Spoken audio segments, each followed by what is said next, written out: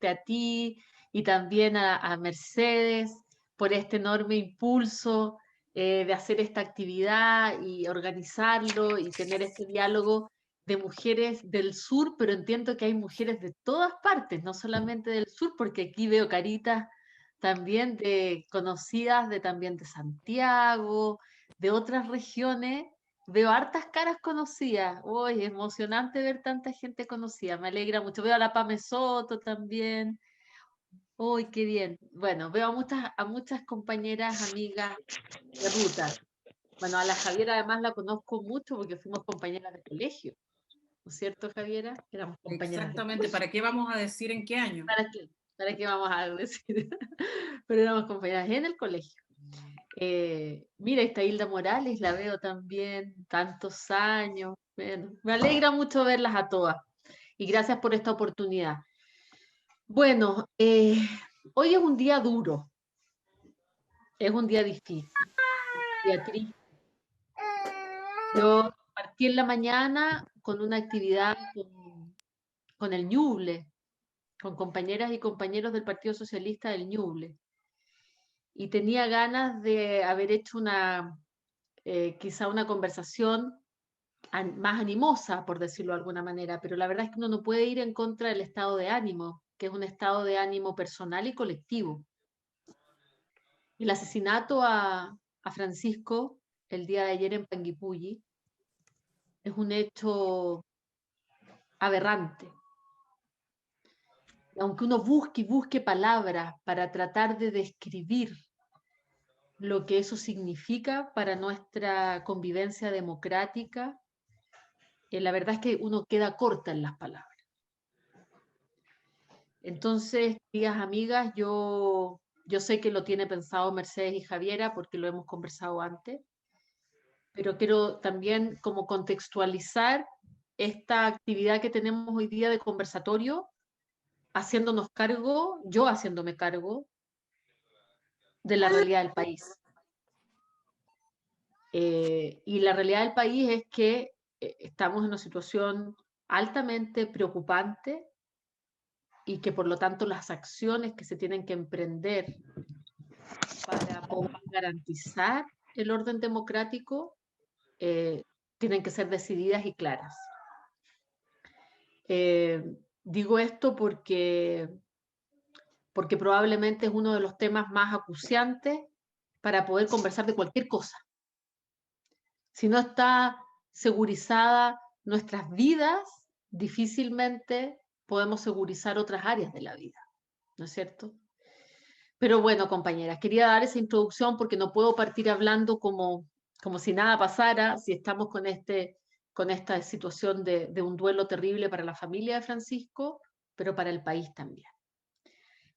Vamos a seguir adelante con el programa. Tenemos una agenda para conversar de distintos temas. Yo, por supuesto, estoy abierta a todos los temas. En algunos, por supuesto, voy a plantear claramente mi posición y mi postura. Si hubiera alguno que tengo que investigar más, se los voy a decir, por supuesto, con total honestidad. Reiterarles que estén un sábado a las 7 de la tarde aquí, mi agradecimiento por eso, decirles que traemos entre manos la construcción de una agenda feminista, con todo lo que eso involucra, aunque cueste, aunque sea resistida, aunque a algunos no les guste, aunque algunos me digan, sí, pero que no se te note tanto que te gusta tanto una agenda feminista. Aunque así me lo digan, seguiremos adelante con ese proyecto porque hemos esperado demasiado tiempo. Y el tiempo llegó, y es ahora. Así es que gracias por este espacio, me quedo hasta acá, las abrazo desde aquí y continuemos con el programa, Javiera. Muchas gracias, Paula. Vamos a reiterar respecto estamos haciendo una pequeña solicitud de apagar el audio y también, por favor, no compartir pantalla. ¿Ya? Esa es una pequeña... Y tal cual como señalaba Paula, es un día complicado, un día complejo. Ella misma lo decía, cómo poder explicar, y hay una compañera que preparó unas palabras, pero tiene que ver también con una solicitud que nos hizo, una sugerencia que nos hicieron Mujeres de los Ríos, me parece que de la Juventud Socialista también forman parte de esta sugerencia de hacer un minuto de silencio. Y estas palabras que preparó Mercedes del grupo de Mujeres de los Lagos, lo que señala es lo siguiente: ayer nos golpeó en el rostro el Chile que no queremos, el Chile que debemos, cueste lo que nos cueste cambiar entre todos y todas.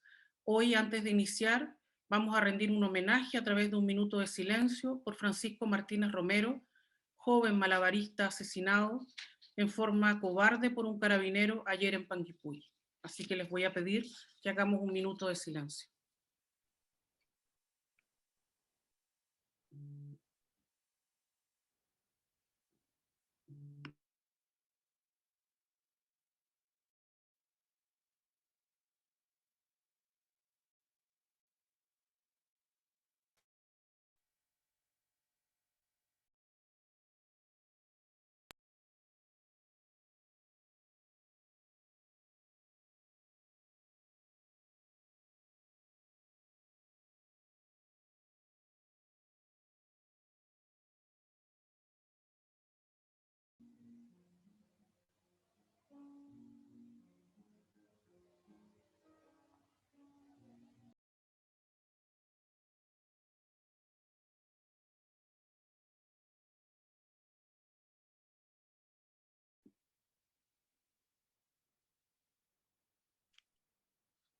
Muchas gracias.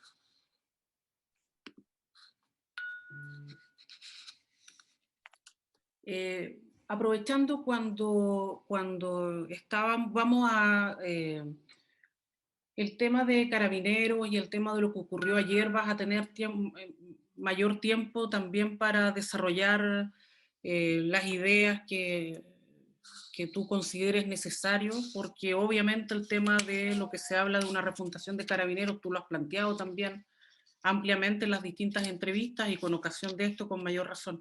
Así que vamos a tener tiempo para hablar de este tema y también de el desigual acceso a la justicia, que también forma parte, es una expresión brutal de la desigualdad que vivimos en Chile, pero va a haber mayor tiempo para desarrollar tus ideas. Y tal cual como cuando estábamos esperando al inicio, yo les iba explicando a quienes iban ingresando, también como para hacer un poco de tiempo, que ingresara el resto de las mujeres que están inscritas para hoy.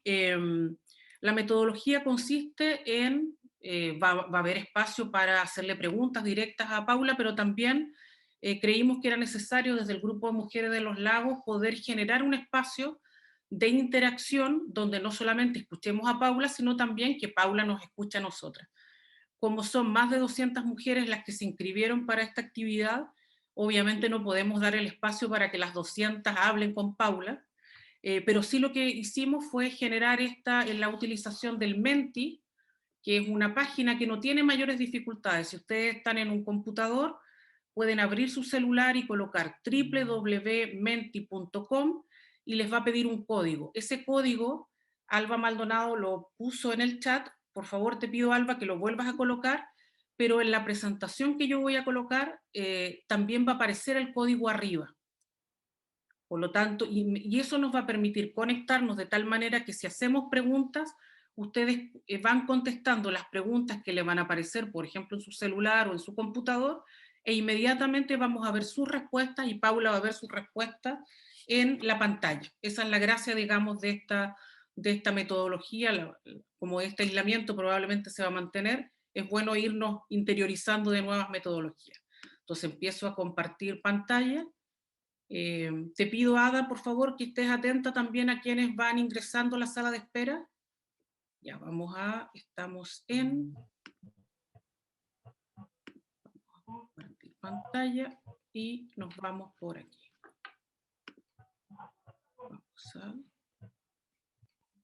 Ya teníamos algunas, vamos a empezar.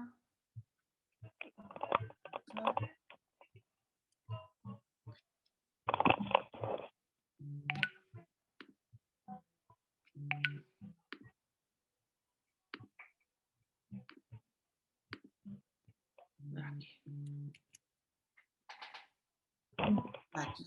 Ahora sí comenzamos. Entonces voy a presentar, y si se fijan, en la parte de arriba, no en esta, pero en la siguiente lámina, va a aparecer el código. Supongo que están viendo la presentación que tenemos preparada por parte de las mujeres de los lagos. Y entonces, si se fijan, dice www.menti.com. Cuando ingresen a esa web, inmediatamente les va a pedir un código, y el código es el 35 23 65 6. Entonces, lo primero que les voy a pedir, pero eso lo pueden hacer desde el chat. Lo pueden hacer desde el chat. Vamos a apagar el celular. Lo pueden hacer desde el chat, para que sepamos de dónde somos, para que luego ya toda la interacción lo vamos a hacer a través del Menti, y luego va a haber también oportunidad para que ustedes puedan tomar la palabra y preguntarle directamente cuáles son sus temas de interés a Paula. Entonces, la primera inquietud que nosotros tenemos es de dónde son. Por favor, escriban su comuna de origen en el chat, para que tengamos algún tipo de información de, si bien la invitación era de mujeres de Araucanía al sur, a Magallanes. Bueno, Paula, tú conoces ampliamente la zona. En tus distintos cargos tuviste que recorrer toda esa zona, y sobre todo los lagos lo conoces bien. Los lagos los conozco en mi casa, sí. Y Aysén también tuve que recorrerlo harto. Bueno, y el sur de la región, Palena, también tienes que haber ido Palena, bastante. sí, con lo de Chaitén mucho. Sí. Aquí está Melinca, Osorno, Punta Arenas.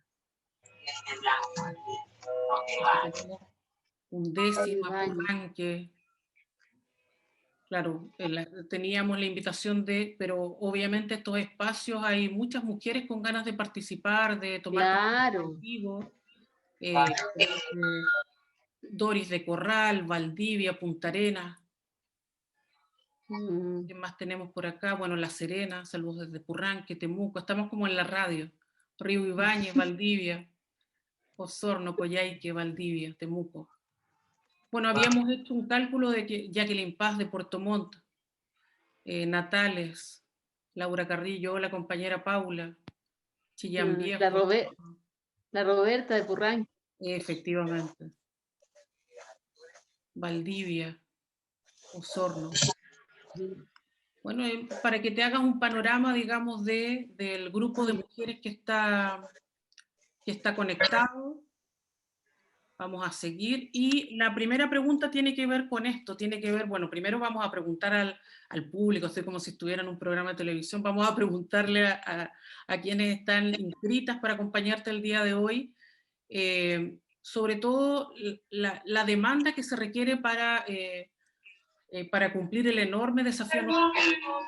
Creo que lo decía en una entrevista, no sé si era la Paula Walker, respecto a la enorme valentía que hay que tener para presentarse a una candidatura presidencial en un escenario, en un contexto. Entonces, la primera pregunta que yo les voy a hacer, y que ya algunas empezaron a contestar, si se fijan, sigo pidiendo que corten el audio, 53 ya contestaron.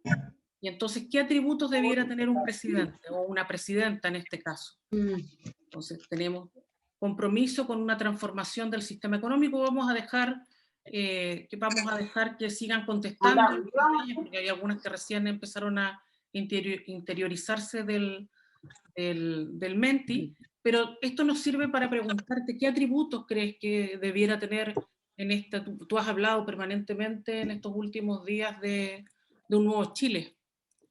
¿Qué atributos serían más coherentes con este nuevo Chile para una nueva presidenta? Bueno, ojalá que le vaya bien a ella también, por lo que uno quiere. Por favor, les pediría que corten el audio, muchas gracias. Bueno, Javiera, mira, es una pregunta muy, muy importante. Yo fíjate que creo que hay al menos, voy a decir, 3 características que me parecen fundamentales. La primera tiene que ver, creo yo, con un enorme sentido de humildad. Porque claramente hay una exigencia a quienes nos hemos dedicado a la política de ser capaces de hacernos autocrítica, y eso requiere, por lo tanto, de altas dosis de humildad y dejar como la soberbia de lado, ¿no? Me parece que ese es un atributo importante. El otro atributo que me parece relevante tiene que ver con la generosidad, porque esto requiere de unas dosis importantes de poner al servicio de un proyecto colectivo común talento, tiempo, conocimiento, cariño, dedicación, de todos y todas, ¿eh? De un grupo amplio. Pero creo que se requiere de parte de quien lidere el proyecto también mucha generosidad. Y no una posibilidad de sentarse desde lo individual, ¿no? Como si esto dependiera de uno sola, porque no es así. Y por otra parte, creo yo que es muy importante como atributo, como atributo, ¿no? No estoy hablando de definiciones de contenido, que son otras, sino que es el atributo la pregunta. Y el atributo también tiene que ver con la capacidad de escuchar, para poder construir participativamente lo que queremos hacer. Y eso significa darse tiempo, darse espacio para este conversatorio, para el diálogo, para construir de abajo hacia arriba y emerger, ¿no? De abajo hacia arriba. Y eso requiere de escucha sin condicionamiento, de una escucha abierta, activa, sin prejuicio para empezar a justificarse, porque lo primero que uno intenta es justificarse, pero en realidad hay que abrirse a la experiencia de la otra o del otro para poder a partir de ahí construir la confianza, el contenido, el programa, la política. Me parece que son atributos importantes. Por supuesto están las capacidades de llevar adelante el diseño de un programa de gobierno y la implementación de un programa de gobierno, pero eso yo lo entiendo más como desde el contenido, ¿no? Conocimiento del aparato público, en fin. Pero desde el punto de vista del atributo para el momento de Chile, para un momento de mucha división, es tratar, ¿no es cierto?, de unir, de juntar, no para que pensemos todos lo mismo, porque eso es imposible, pero para que hablemos de la maravilla que significa que seamos tan diversas y diversos, que eso no sea una amenaza y que podamos convivir. Y para eso hay que acompañar ese proceso, desde una actitud, que no es una actitud impositiva, que no es una actitud jerárquica, porque eso ya no existe. El pueblo chileno en buen momento, digo yo, se ha ganado el derecho a que la autoridad en realidad rinda cuenta. Eso hacen las democracias modernas. Esta figura como de la autoridad alejada, la autoridad que tiene la verdad. Bueno, yo por lo menos no podría hacer eso porque no considero que así sea. No podría. Quienes hoy Creo que no... se requiere un liderazgo más horizontal. Esa es mi opinión. Quienes hoy nos acompañan, si te fijas en el gráfico de la pantalla, la mayor parte se decanta por el compromiso con una transformación del sistema económico. ¿Encontraremos en Paula ese compromiso? Claro, porque el sistema económico tal como lo hemos concebido hasta el día de hoy falló, fracasó, no sirve. O sea, escuchar a un economista destacado, no necesariamente de izquierda, decir que el modelo de Chicago fracasó,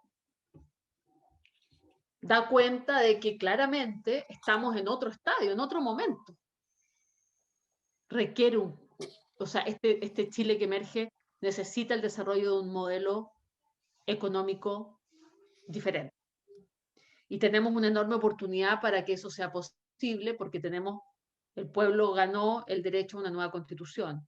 y esa nueva constitución no es que vaya a redactar el modelo de desarrollo, pero va a posibilitar un nuevo modelo de desarrollo que esta constitución no permite, porque está llena de cerrojos que impiden justamente eso.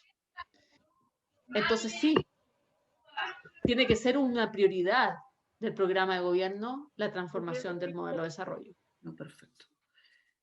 Vamos con la siguiente pregunta. Insisto en, por favor, apagar su micrófono. A ver si estoy bien en la anterior. Sí, estamos bien. ¿Quién dirige esto? Hay bueno, ha salido continuamente como una especie de crítica bien injusta respecto a... de los Lagos, con Paula Narváez. Estuviste en el estallido social, es como bien...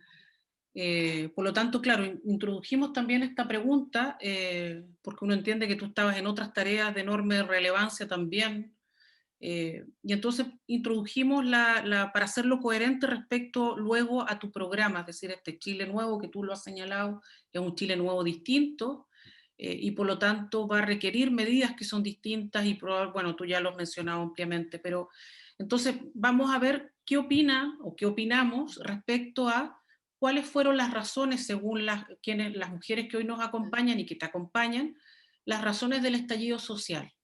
Entonces tienen la posibilidad de elegir 3 alternativas. Y sobre la base de esto es que yo tengo, o que el grupo de Mujeres de los Lagos prepararon algunas preguntas, y también estas preguntas,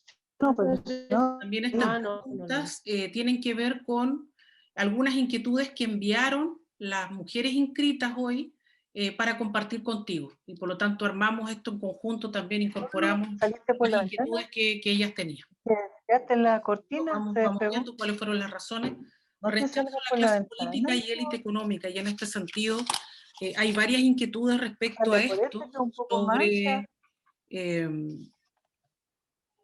y una de las preguntas que nos envió, no recuerdo la comuna, pero dice lo siguiente, dice, si vas a ser capaz de tomar distancia de aquellos políticos y políticas de tu sector, en quienes la ciudadanía no confía y a quienes acompaña un alto nivel de desprestigio. Esto en virtud de precisamente esta respuesta de cuáles fueron las razones del estallido social. Si te fijas, aparece rechazo a la clase política y élite económica. Ahí hay un desafío de distanciarse de alguna manera de lo que señala la pregunta de personajes o políticos y también mujeres políticas en los cuales la ciudadanía no confía.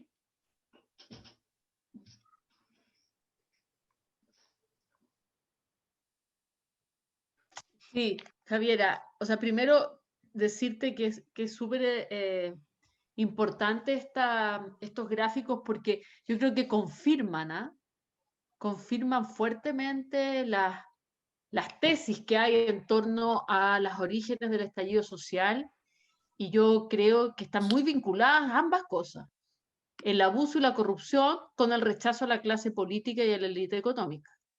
Yo creo que hay una fuerte vinculación, porque se ve que este abuso y corrupción viene justamente de quienes detentan el poder o de quienes han detentado el poder, tanto político como económico. Entonces están muy vinculadas.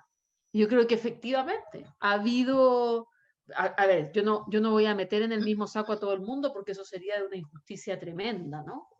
Pero han habido situaciones sistemáticas, no aisladas, por lo tanto, por eso es que se habla de una crisis sistémica, porque no es una situación aislada de abusos cometidos en el ejercicio del poder. Y eso, por ejemplo, ¿no es cierto?, toda la crisis institucional derivada de una relación espuria entre la política y el dinero, confirmó una sospecha histórica o ya anclada en el pueblo durante mucho tiempo respecto de que no había una distancia sana, democrática, necesaria entre el ejercicio del poder político y el ejercicio del poder económico.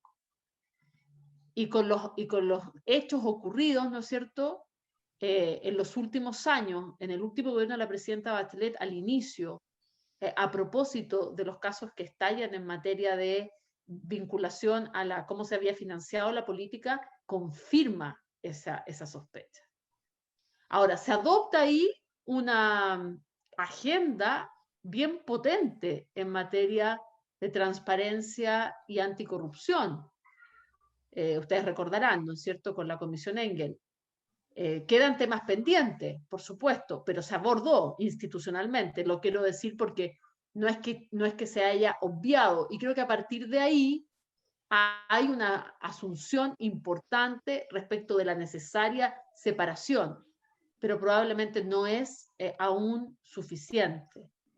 Y los abusos están involucrados también en la vida cotidiana, o sea, a ver, están como constatados en la vida cotidiana de la persona, de las personas, en su relación con lo público, en su relación con la educación, porque aunque ahí no sé, educación pública deficitaria, efectivamente, no está considerado como una razón directa, pero también está involucrada en la sensación subjetiva del abuso, que es que tengo una educación en función de mi capacidad de pago, tengo una salud en función de mi capacidad de pago, soy tratada como persona en función de lo que tengo y no de ser persona. Y eso se agudizó, obviamente, en el contexto de este gobierno, con frases ya absolutamente delirantes respecto de cómo se trata, cómo nos debemos tratar entre seres humanos que nos respetamos, ¿no? Pero es el abuso de no tener la operación en el momento que la tengo que tener,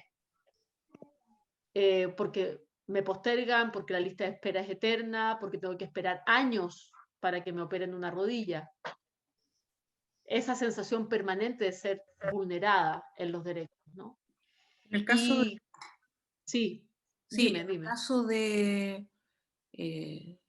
no sé si tú debes arrastrar una mochila, una carga en términos de... y que probablemente vas a tener que enfrentar como candidata de este sector por haber sido una figura pública, una figura que ocupó cargos importantes.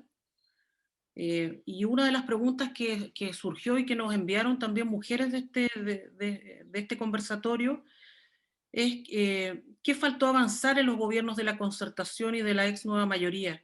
Y que fueron parte de las demandas del estallido social. Y por eso digo, hay una parte de autocrítica que también vas a tener que probablemente hacerte parte y como arrastrar esa carga, como quizás no teniendo tanta relación, digamos, no eras ministra, pero no eras la presidenta o el presidente, pero entonces la pregunta tiene que ver con eso, tiene que ver qué faltó avanzar en esto de manera de también de introducir la autocrítica que en nuestro sector pareciera que es bien esquiva.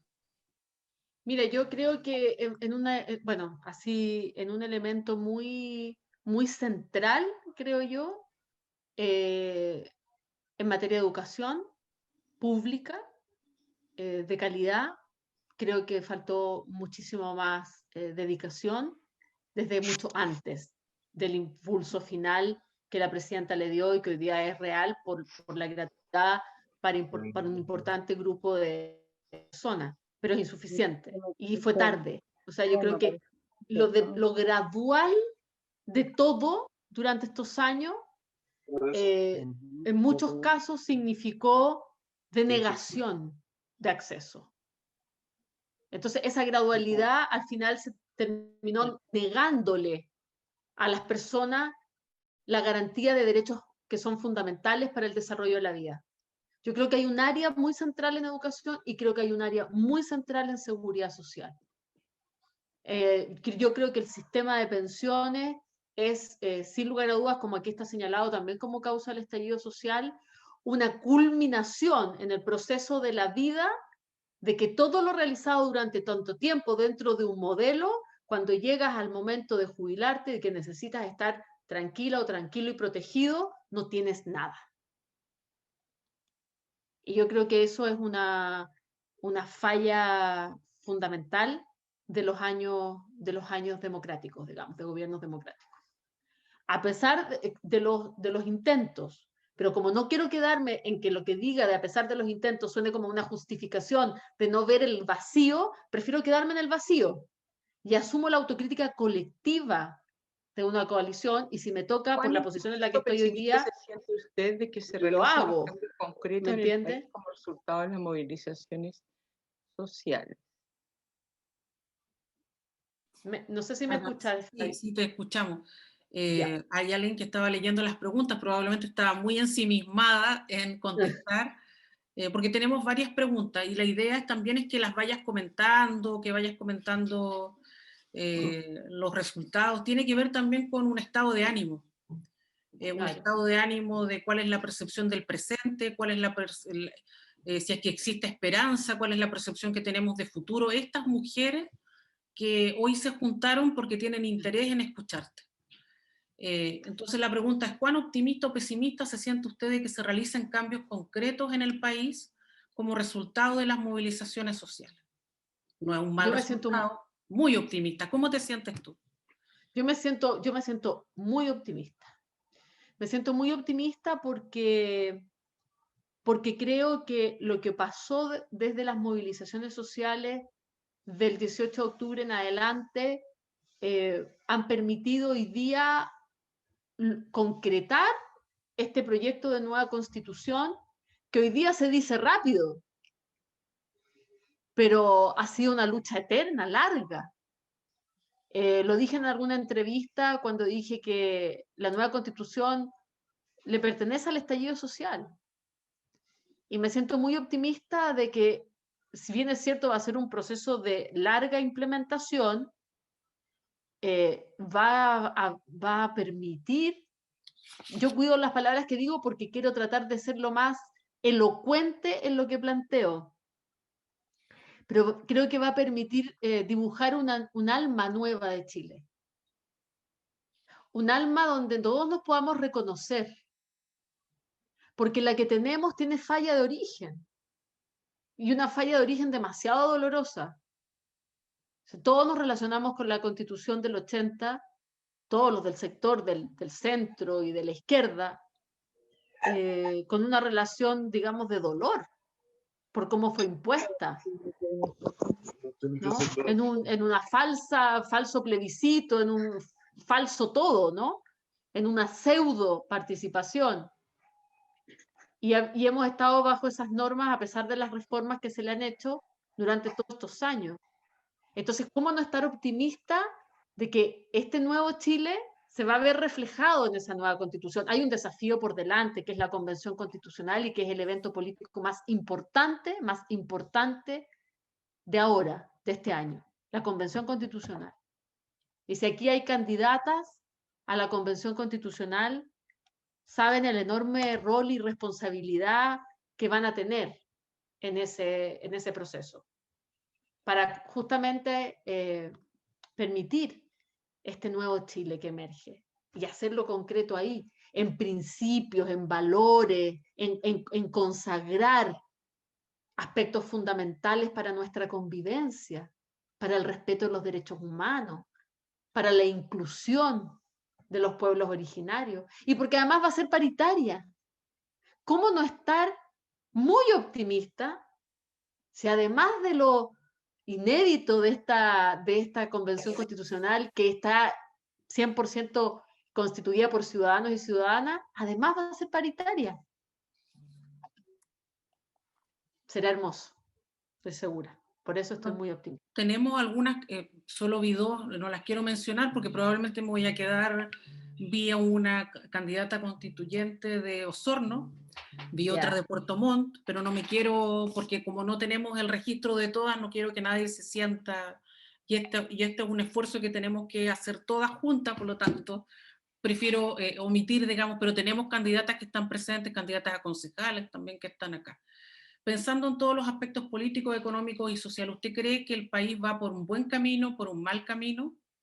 Ahí está medio en la lucha de mal camino, buen camino. Igual esta variable de la pandemia, obviamente que influye el estado de ánimo y la percepción que tenemos.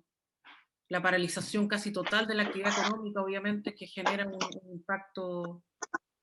Y también probablemente la idea que tenemos de la gestión del presidente Piñera. Seguimos con, ¿usted cree que en el momento actual la economía chilena está progresando, estancada o en retroceso? Bueno, la mayor parte de las comunas de los lagos estamos en cuarentena, por lo tanto, resulta difícil tener una, vamos, estancada, progresando. Ahí es enorme el desafío que te planteas también, cómo reactivar la economía y de manera especial dentro de esta reactivación de la economía las mujeres son las que más se han visto afectadas. ¿Qué has pensado respecto a eso? ¿Cómo Bueno, reactivar las economías? primero hay una cosa, digamos, inmediata que este gobierno tiene que hacer. Inmediata. Que es más allá de haber anunciado la prolongación del IFE, pero es una prolongación del IFE tan condicionada, ingreso familiar de emergencia, tan condicionada a una serie de cosas que tienen que pasar para saber cuánta plata me va a llegar, que en realidad termina siendo, una vez más, no solo la sensación, sino que la constatación de que la ayuda es deficitaria, no alcanza, ¿no? Y por lo tanto la gente busca una forma de generar y proteger el ingreso, de alguna manera. Al hacer eso, no permite el control de la pandemia. Y al no permitir el control de la pandemia, no podemos reactivar la economía. Entonces es un círculo vicioso. El gobierno tiene los medios hoy, con la plata incluso aprobada para los fondos, estos 12.000 millones de dólares que se aprobaron justamente para ir en atención de las consecuencias de la pandemia, tiene recursos no utilizados de ahí, ya aprobados, a los cuales puede echar mano para segurizar a las familias por lo menos, todo el primer semestre del 2021. Y no esta condición de que si estás en cuarentena, un monto, que además es un monto hasta, ¿no? Que si estás en fase 2 o 3, otro monto, y así. Entonces, es una situación que a todas las familias genera mucha incerteza, mucha angustia, ¿no? Y la gente busca su manera, por supuesto, de garantizar sus ingresos. Entonces, el gobierno ya hoy puede segurizar a trabajadores y trabajadoras y ya puede segurizar a las pequeñas y medianas empresas con un FOGAPE que realmente se focalice en las micro, pequeñas y medianas empresas que también están pagando el costo de esta pandemia, porque no es solo el emprendedor y emprendedora, sino que son los trabajadores y trabajadoras que se desempeñan en esos espacios laborales. Y ahí también, porque hoy día las estadísticas muestran que ese FOGAPE está mal focalizado, que quienes más lo han utilizado son las grandes empresas, porque las tasas de interés que se le están aplicando a las pequeñas y medianas empresas son altísimas, de una plata que fue prestada a un muy bajo interés por el Banco Central con garantía estatal. Entonces es un escándalo. Entonces, lo primero para reactivar la economía es controlar la pandemia.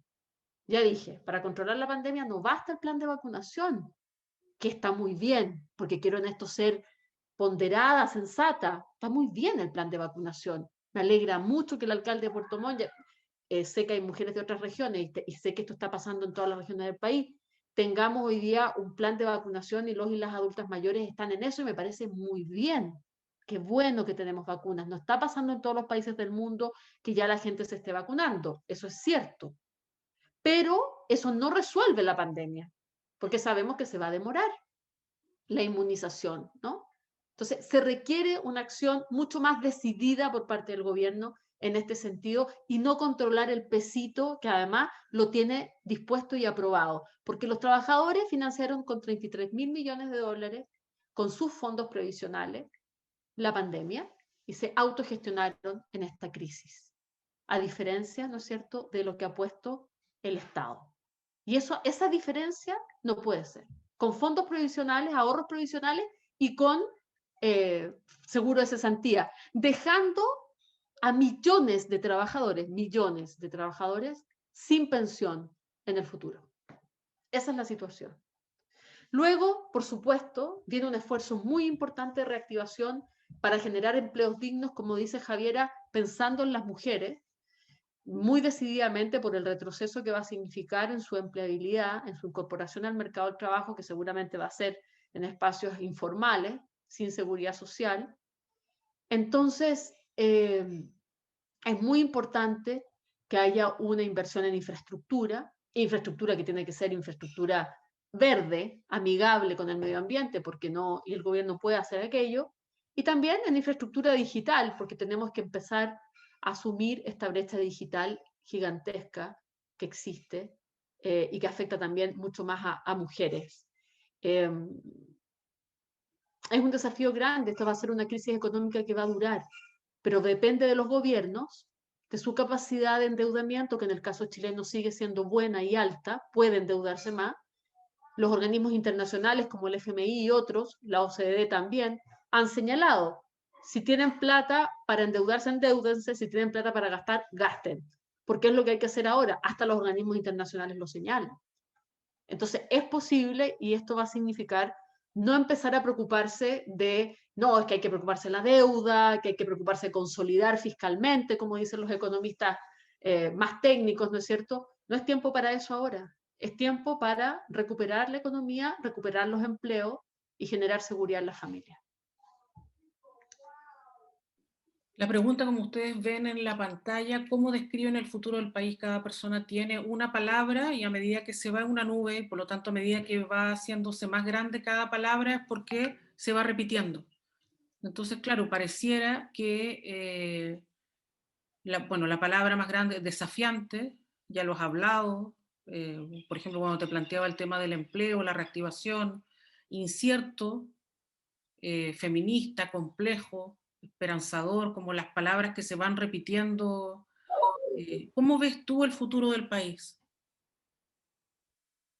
Bueno, yo lo sigo viendo con esperanza y lo sigo viendo vinculado a mi respuesta anterior de manera optimista, ¿no? Muy optimista, porque creo que se abre, estamos en un punto de inflexión, que se abre una tremenda oportunidad y que vamos a tener la capacidad, como sector político, de ofrecerle al país definiciones en áreas que son centrales para la vida, de las que son justamente las que más angustian. Yo creo fundamental y fuertemente en la necesidad de que podamos consolidar un sistema de protección social. Creo que no solo por esta pandemia, sino que por nuestra historia en materia de estar expuestos a desastres naturales, a una serie de contingencias en la vida, es que el Estado tiene que ser un Estado presente, activamente presente y protector. El Estado no puede ser un elemento circunstancial en la vida de las personas. Miren lo importante que es un Estado que responde a propósito de este plan de vacunación.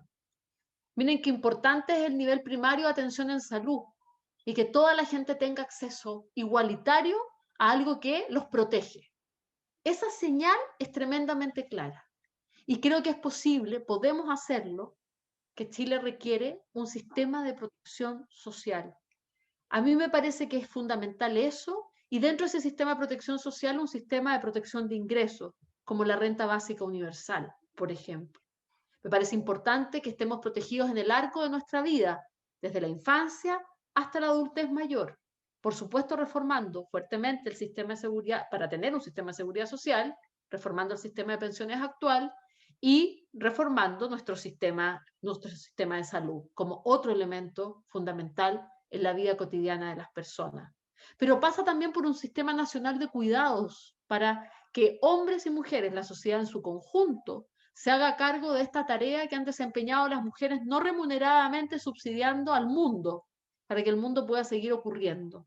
Entonces, esta pandemia también demostró que había una crisis de cuidado y que las mujeres han visto afectada su empleabilidad justamente porque son las únicas prácticamente responsables del cuidado a otros y del trabajo no remunerado en lo doméstico, que no solamente es cuidado a personas, sino que es generar todo un ambiente para que la vida pueda funcionar. Entonces, un sistema nacional de cuidados dentro de este sistema de protección social es muy relevante. Y además creo que es fundamental que nos hagamos cargo, por eso lo veo con esperanza, de garantizarle a todas las personas, independientemente de su condición, la inclusión, que este país les pertenezca a todos y todas. Me refiero, por supuesto, a los pueblos originarios y me refiero también, por supuesto, a todos aquellos grupos que hoy día son vulnerados en sus derechos humanos, como los de la diversidad sexual. Creo que la comunidad LGBTQ más ha sido víctima permanentemente de violencias de todo tipo, también de fuertes consecuencias en materia de de defensa de sus propias vidas, y creo que una sociedad como la nuestra no puede permitir más eso. Y finalmente, por supuesto, el cómo terminamos con los feminicidios, que es una vulneración de derechos humanos sistemática, naturalizada y tolerada en el mundo entero, y nuestro país no es la excepción. Entonces lo veo con esperanza y lo veo con esa posibilidad de construir este país mucho más integrador, inclusivo. Parece que las mujeres que asisten hoy, que te acompañan, parece que coinciden en esta mirada un poco más, al menos no tanto en la 9 palabras, que aparecía bien grande el tema de complejo, de desafiante, pero en este caso pareciera que, claro, mejorará algo más, se mantendrá igual, ahí da luces de cierta esperanza. Esto vamos a avanzarlo porque estamos también un poco apremiados en el tiempo y tenemos varias materias y tu equipo también nos señaló respecto a los tiempos. O sea, obviamente nos gustaría tenerte varias horas aquí, pero sabemos que... Entonces vamos a... respecto al gobierno, ¿cuál sería tu evaluación de cómo el gobierno ha gestionado esta lucha contra el COVID? Obviamente absolutamente excepcional, pero ¿cuál es tu opinión respecto a eso mientras las mujeres inscritas hoy que nos acompañan van contestando también? Mira, yo lo he dicho en otros espacios, yo creo que esta es bueno, por supuesto lo que tú dices es muy cierto, una cosa excepcional que impactó a los gobiernos de todo el mundo, y que obviamente aquellos países que tenían un Estado mucho más presente, mucho más fortalecido, con sistemas de salud también mucho más consolidados, pudieron responder de mejor manera. Yo creo que en el caso chileno hay luces y sombras en la manera en que el gobierno respondió a esta crisis. Algunas luces y unas varias sombras, diría yo. Pero entre las luces yo destacaría en su primer momento la capacidad de tener, ¿no es cierto?, respiradores, ventiladores. También me parece que fue importante la reconversión de camas, que fue bastante rápida. Sin embargo, creo, eso en el inicio, creo que claramente se falló en términos de la aproximación de los niveles de atención en salud, y quién abordaba más primariamente la emergencia, la pandemia. En este caso se dejó muy de lado el nivel primario de atención, creo que fue un error.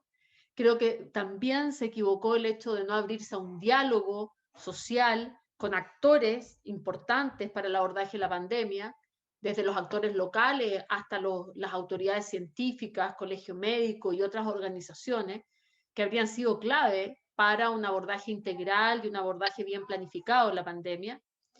Creo también que se centró mucho entonces en el nivel terciario, y eso no permitió controlar los niveles de contagio. Entonces el invierno fue con un gran número de personas contagiadas. Entonces creo que ese fue un diseño complejo de falta de testeo, trazabilidad y aislamiento. En el último tiempo me parece que como luz señalaría lo que acabo de decir, el plan de vacunación, el haber hecho un plan anticipado para contar con las vacunas, los convenios con los laboratorios, fue una cosa fundamental, importante, y yo creo que hay que destacarla. Me parece que dentro de las sombras también en esta etapa es lo que acabo de señalar, el apoyo económico directo a las familias y a las personas, que me parece completamente deficiente y tardío, y que tuvo un impacto muy negativo que seguiremos sintiendo y resintiendo durante mucho tiempo.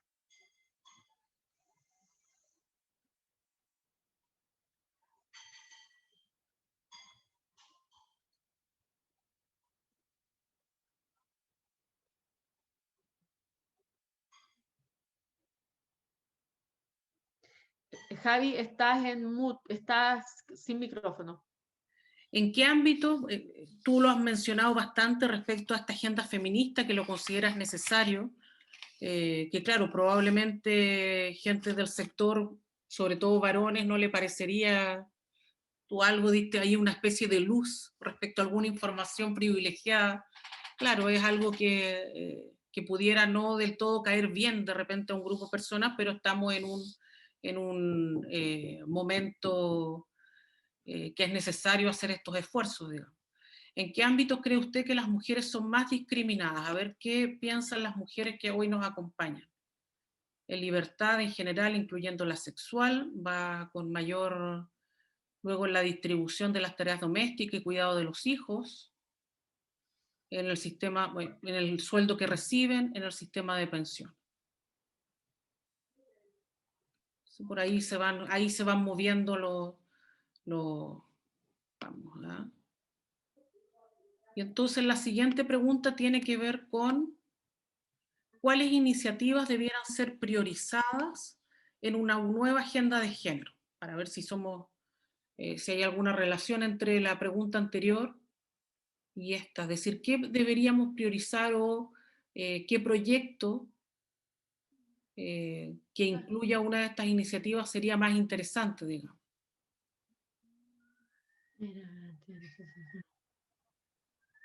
Entonces vamos con, ahí vamos, Ley Integral de Violencia de Género, que lo has mencionado también en las diversas entrevistas que has tenido en los medios de comunicación, has mencionado el tema del aborto, Sistema Integral de Cuidado, que lo has mencionado. Sí, no aparece y quizás a lo mejor lo puedes reforzar ahora. Mencionas una renta mínima, un sistema integral de cuidados, un sistema de protección social. ¿Cómo financiamos? ¿En qué has pensado cómo financiar estos sistemas que no deben ser para nada económicos? No, claro, esto es carísimo. Lo que yo planteo en materia de satisfacción o garantía de derechos sociales, no hay otra manera de hacerlo que con una reforma tributaria. O sea, eso es así. Y quien diga lo contrario, a ver, quien diga que Chile no requiere una reforma tributaria, bueno, quiere decir entonces que no está apostando por un cambio de reformas estructurales que permitan, ¿no es cierto?, garantizar derechos a las personas. Hoy día Chile tiene una carga tributaria, digamos, baja, y esto significa gravar a las rentas altas y muy altas. De eso se trata. Ahora, eso requiere de un gran acuerdo, ¿no? Por supuesto, yo entiendo que es una materia compleja, pero también significa seguir avanzando en una revisión de exenciones tributarias que hoy día existen, y también significa avanzar mucho más fuertemente en todas las medidas anti-elusión, ¿no?, y anti-evasión tributaria. Y eso requiere dotar de más capacidades al Servicio de Impuestos Internos, con más dientes, justamente para fiscalizar, porque por la vía de la elusión tributaria el Estado deja de recaudar harta plata. Por otra parte, van a venir, dicen que vienen, unos buenos tiempos para el precio del cobre, pero no podemos seguir dependiendo exclusivamente del precio del cobre. Ya sabemos que eso puede ser bueno para un tiempo y no necesariamente luego se ve reflejado en nuestro crecimiento económico. Entonces, si bien es cierto, es importante el crecimiento económico, nadie dice que no vayamos a apostar al crecimiento económico, pero el tema es cómo crecemos. Y cómo crecemos significa una reforma importante a nuestros sistemas productivos actuales, y eso involucra, por supuesto, ser más competitivo. Y ser más competitivo significa invertir más en trabajadores y trabajadoras. Significa una incorporación importante al sector privado en esta visión de país también. Pero desde el punto de vista del financiamiento a las reformas sociales, va a ser necesario e ineludible una reforma tributaria.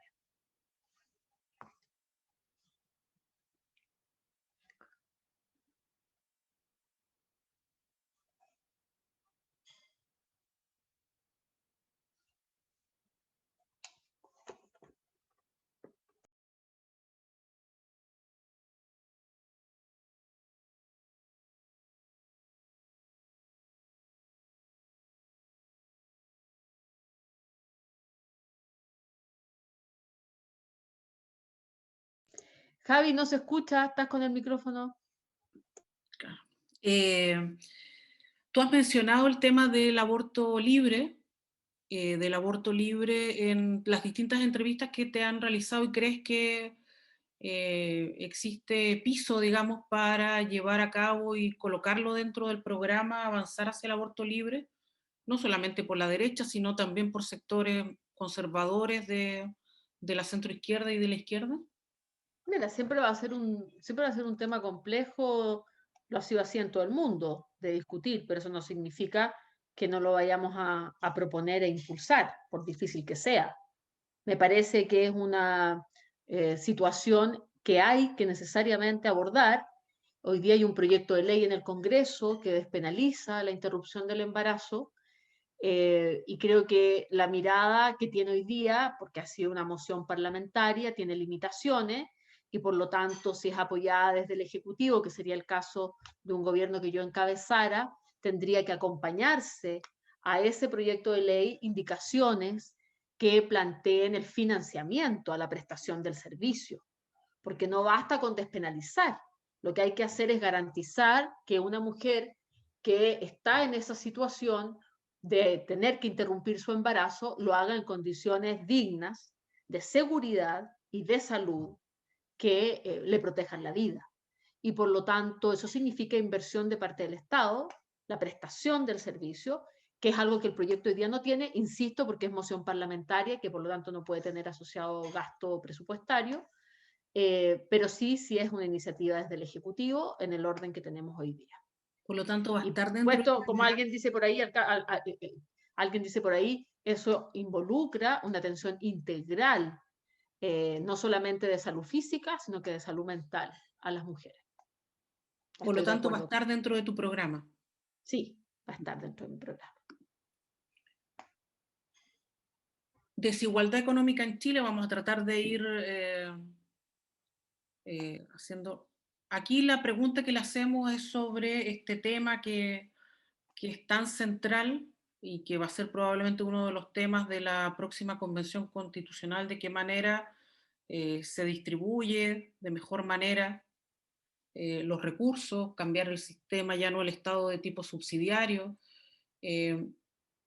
¿Cómo es la distribución de la riqueza en Chile? Vamos viendo cómo van contestando.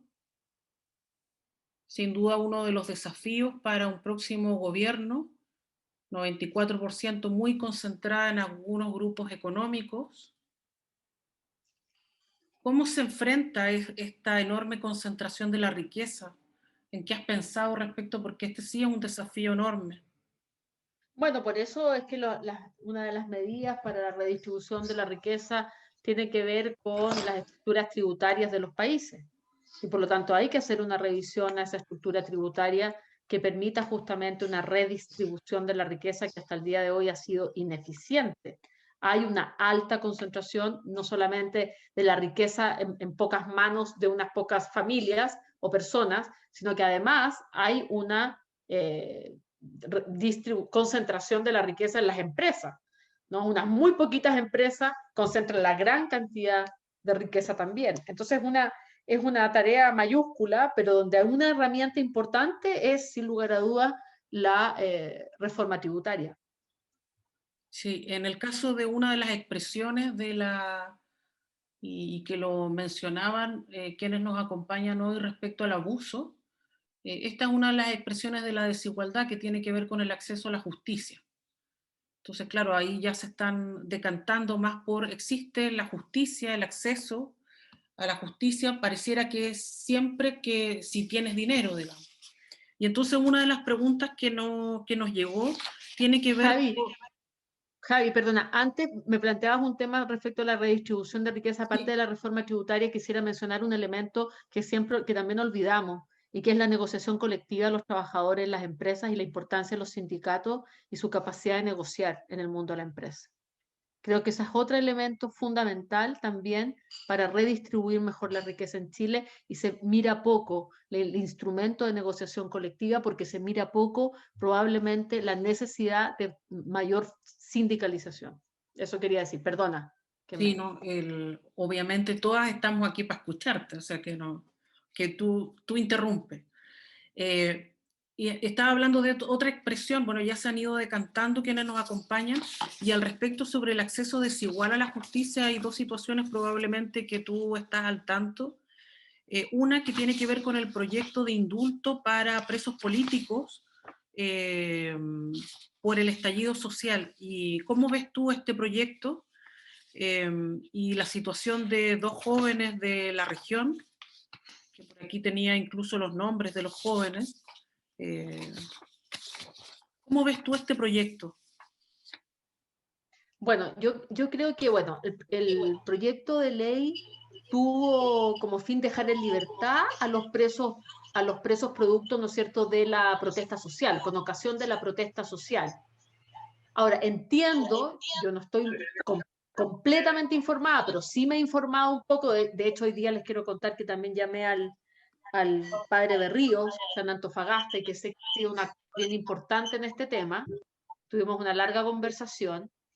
Entiendo que el proyecto en este momento está siendo revisado porque tal como está planteado, permitía dejar en libertad a este hombre que valió a unas personas en Viña del Mar, a unos manifestantes. Entonces tenía el proyecto, tiene el proyecto algunas deficiencias de carácter técnico legislativo, pero evidentemente entiendo y comparto el espíritu del proyecto. Porque como principio, en Chile no pueden haber presos por participar en protestas sociales. De hecho, la Constitución actual garantiza el derecho a reunión y la libertad de emitir opinión. Por lo tanto, no se puede criminalizar ni encerrar la protesta social. Segundo, porque claramente los jóvenes, como dice el padre Berríos, el cura Berríos, dice, fueron héroes en su momento y hoy día están olvidados, porque son jóvenes pobres, porque sus familias no tienen la posibilidad de pagar una defensa, porque la Defensoría Penal Pública no tiene todos los recursos necesarios para poder acompañar esa defensa. Entonces lo que está pasando con esos jóvenes es que hay denegación de justicia. Y no ha habido debido proceso, porque además la prisión preventiva requiere ser modificada, porque la prisión preventiva tal como se está aplicando hoy día está negando otro principio fundamental, que es, por supuesto, la presunción de inocencia. Entonces, estamos frente a un problema mayor de denegación de justicia, de discriminación a estos jóvenes que han sido apresados por manifestarse socialmente. Entonces, la ley hay que mejorarla, entiendo, porque acabo de contar específicamente el detalle de lo que significaría aprobarla tal como está, pero comparto su espíritu, comparto que lo que no puede pasar es criminalizar a los jóvenes y a las jóvenes, que lo que han hecho ha sido ser la voz de una enorme cantidad de personas para lograr los cambios que se requieren para Chile. Entonces no pueden pasar de haber sido héroes a ser olvidados. Me parece importante que podamos abrir también la necesidad de un análisis de lo que está pasando con estos jóvenes hoy día presos, ¿no? Porque su situación de salud mental, entiendo yo que hay riesgos de suicidio, que hay una serie de que están viéndose como obligados a tener que declararse culpables de delitos que no han cometido para poder tener un proceso y para poder salir en algún momento. Entonces es una situación de la máxima gravedad y no, entonces no creo que su solución pase solo por un proceso largo legislativo, pasa por una acción política hoy, que es lo que acabo también de decir en los medios de comunicación a propósito de la situación de Carabineros, que veo que aquí viene, que tiene que ver con que este gobierno tiene que accionar ya medidas para el abordaje y las violaciones de los derechos humanos que han ocurrido en democracia durante este gobierno.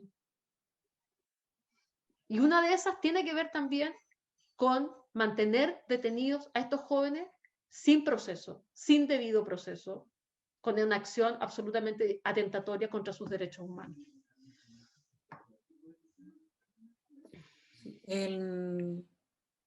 Bueno, aquí teníamos habíamos considerado la pregunta de qué imagen tiene usted de Carabineros de Chile, obviamente dentro de este contexto en el cual desde a partir de ayer ya sí venía probablemente una imagen negativa.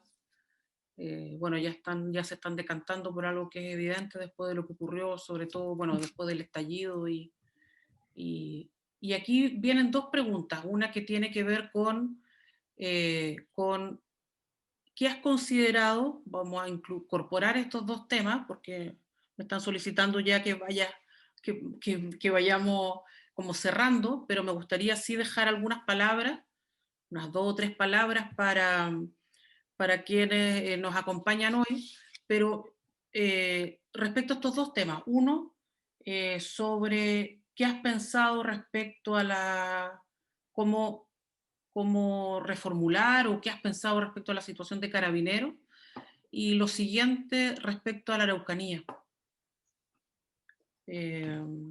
Bueno, con respecto a Carabineros, Javiera, yo sé que uno se queda corta cuando habla de reestructurar, rediseñar, porque visto lo visto, claramente se requiere una refundación de Carabineros. Y esto pasa además por también incorporar esta mirada en una mirada más amplia de la seguridad pública. O sea, hay que hacer una reforma mayor a cómo concebimos la seguridad pública en términos más integrales. Y eso pasa, por supuesto, por una nueva organización de la institución policial. Eso, obviamente, es un proyecto de mediano plazo. Pero desde el cortísimo plazo ahora, lo que probablemente salga en las noticias en un rato más, es que yo creo que hay que intervenir a Carabineros desde lo civil, ahora, en lo operativo y en lo normativo. En lo operativo, porque para poder proceder tiene que estar sometido a la autoridad civil. Y en lo normativo, porque no se puede hacer ninguna modificación desde el punto de vista legislativo mientras realmente no haya voluntad de parte del gobierno, me refiero al poder legislativo, en relación al ejecutivo, mientras el gobierno no tome acción directa. Entonces, porque si no vamos a seguir lamentando hechos de estas características, porque son sistemáticos, son recurrentes. Los organismos internacionales ya lo han dicho. Por supuesto, se requiere una profesionalización, se requiere que la Fiscalía, además, a propósito de los temas de violación a los derechos humanos, tenga una unidad especial para las violaciones a los derechos humanos. Pasa por una profesionalización de la policía, pasa por un enfoque verdaderamente de derechos humanos incorporado en la formación, estructuralmente hablando, no unos cursos express rápidos. Entonces me parece que es el tema de máxima relevancia, gravedad, y que el gobierno hoy, la autoridad que está, es la autoridad que tiene el poder para hacer las cosas. Y no lo está haciendo. Y por otra parte, desde el punto de vista de la Araucanía, he tenido conversaciones con compañeros y compañeras, conversé con la diputada Emilia Nullado, por supuesto, conversado con el compañero Salvador Millaleo, he tenido conversaciones bien profundas con ellos. Y lo que no puede pasar es que la situación de la Araucanía se siga viendo desde un enfoque policial, desde un enfoque desde lo militar, o sea, que esté militarizada el territorio, y que no haya un enfoque desde lo político en la Araucanía. Yo creo que esto no admite más soluciones ni jurídicas ni penales. Esto no lo digo yo, esto lo ha dicho incluso el senador Huanchumilla hace mucho tiempo. O sea, requiere la política volver a conversar sobre la Araucanía con los actores de la Araucanía y a poner en el centro de nuestra preocupación una agenda que los pueblos originarios, los pueblos indígenas, entre ellos el pueblo mapuche, ha puesto en el escenario político. Las 16.000 personas indígenas que participaron de los encuentros locales autoconvocados en el proceso constituyente del gobierno anterior de la presidenta Bachelet establecieron una agenda indígena. Gracias, que es clara. Y por lo tanto esa agenda indígena hoy día tiene una posibilidad, por supuesto, de canalizarse a través de una nueva constitución con los escaños reservados. Eso es verdad, es efectivo. Pero antes de eso requerimos aspectos de esa agenda indígena ya traerlos al programa de gobierno, y vuelvo a insistir que la política se haga cargo de la situación de la Araucanía y que no sean las policías, sin chequeo de la autoridad civil, lo que ahí está sucediendo.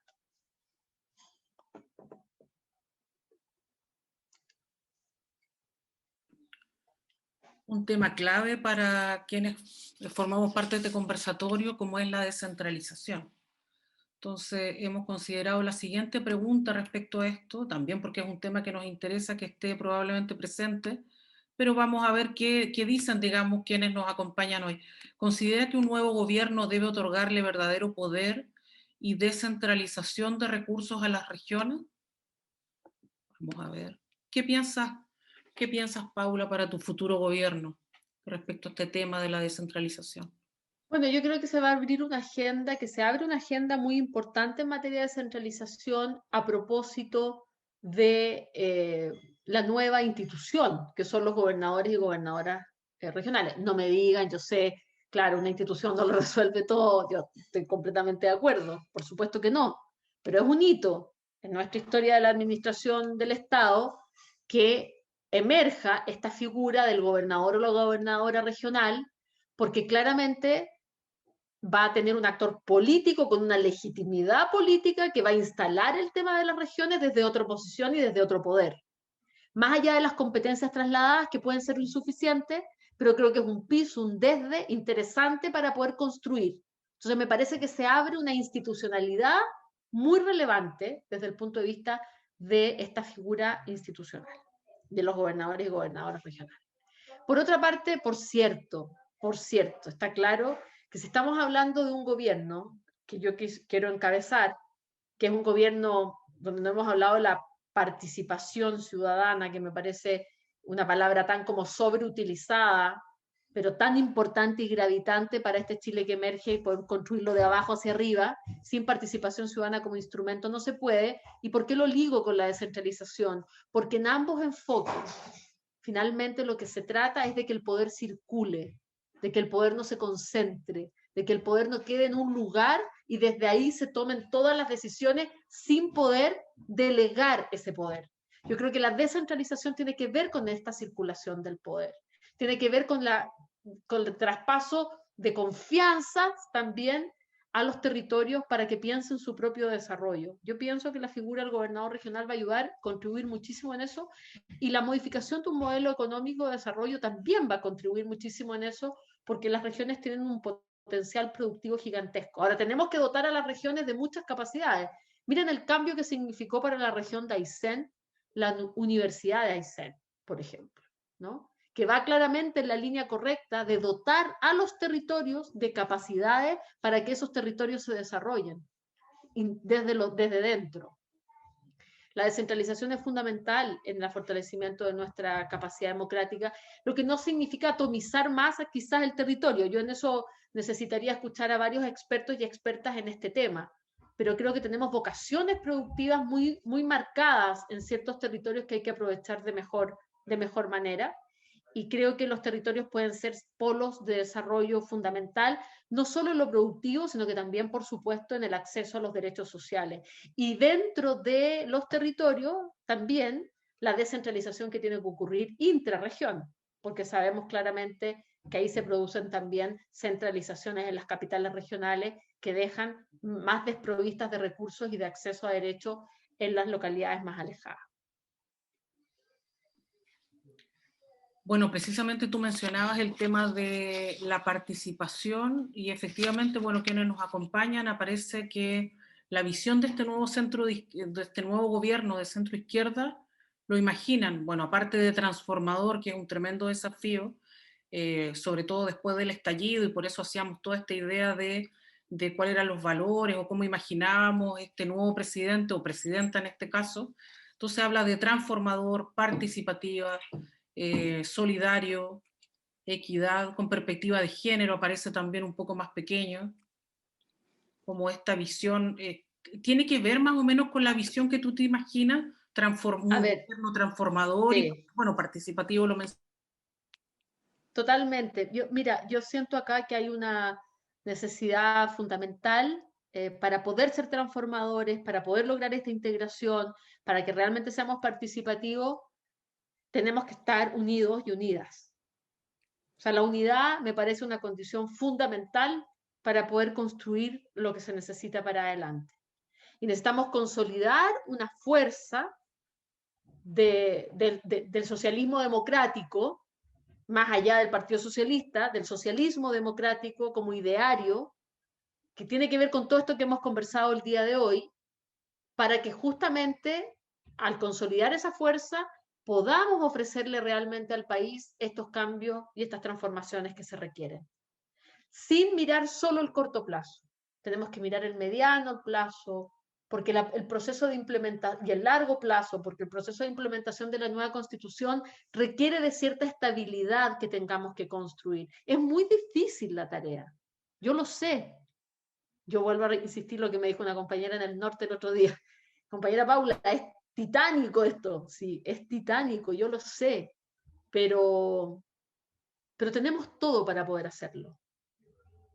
Dedicándose mucho, mucho a escuchar, a aceptar la crítica, a conversar todo lo que haya que conversar, a tejer las redes que hay que tejer, a retejer nuestros vínculos, a mirarnos a los ojos cara a cara, con tranquilidad y confianza. Eso hay que dedicarse a eso también. Me refiero también a las fuerzas políticas, a la relación de las fuerzas políticas con la ciudadanía, pero también entre las fuerzas políticas. Necesitamos una alianza del socialismo democrático fortalecida. Y esa misma voluntad, esa misma actitud la tiene el resto de los actores con los cuales has ido interactuando. No se ve fácil, digamos, el panorama en ese sentido.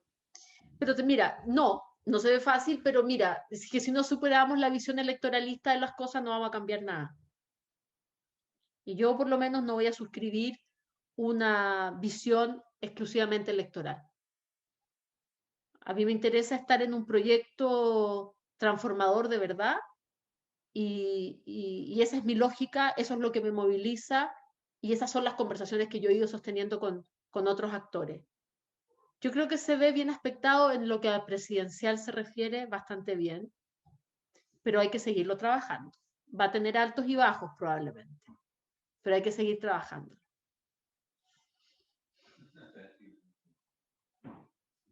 Entonces aquí, bueno, para ir nutriendo también esta conversación, yo sé que ha sido extensa, que debe estar agotada, nosotros también, pero estamos aprovechándote hasta el último momento.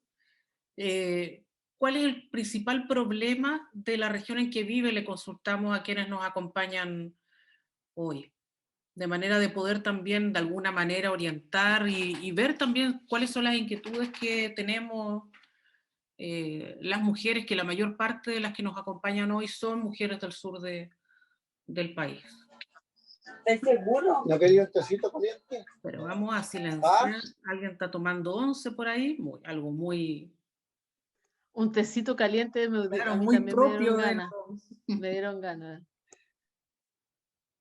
Vamos a ver, así que les vamos a pedir quiénes están. Voy a tratar de... Pero parece que ahí ya no hay más ruido. Entonces, a ver, veamos qué nos dicen los mal uso de recursos públicos y negociación indebida, el tema de la corrupción. Aquí tenemos falta de trabajo.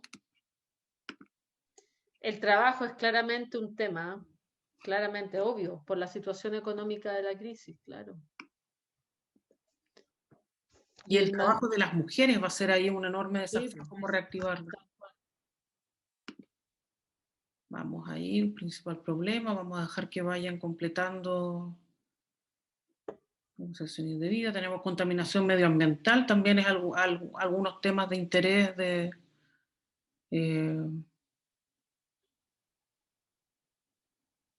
vamos a...